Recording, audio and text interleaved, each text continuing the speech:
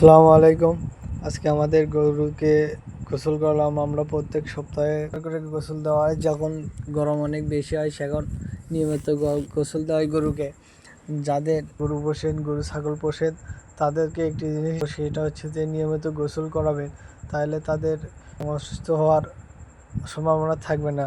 আর একটি গুরুত্বপূর্ণ কথা হচ্ছে যে গরুকে নিয়মিত গোসল করালে কি হয়, তাদের যে মলমূত্র গায়ের সাথে লেগে যায়, এগুলো লেগে থাকলে অনেক অসুখ বিসুখ হয় এবং অনেক অসুস্থ হয়ে পড়ে গরু ছাগল। তা গোসল করাই দিলে ওই জীবাণুগুলো নিয়মিত চলে যায়। সেই জন্য অসুখ বিসুখ অনেক কম হবে।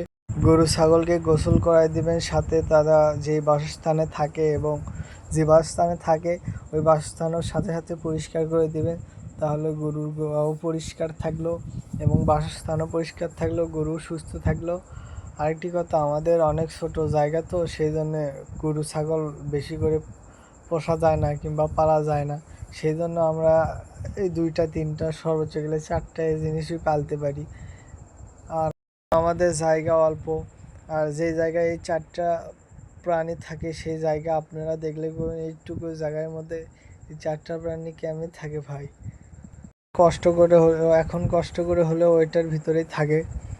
আমরা ওইভাবে কষ্ট দিই না, নিয়মিত ঠিকভাবে খাওয়া। আমরা এই বর্তমানে একটা গাভী আছে, একটা গাভীকে যে পরিমাণ খাওয়ায়, ওই খাওয়া দিয়ে আপনাদেরকে মনে হয় ভিয়ের ঘাস শুধুমাত্র বর্তমানে একটা গাভীকেই খাওয়ায়।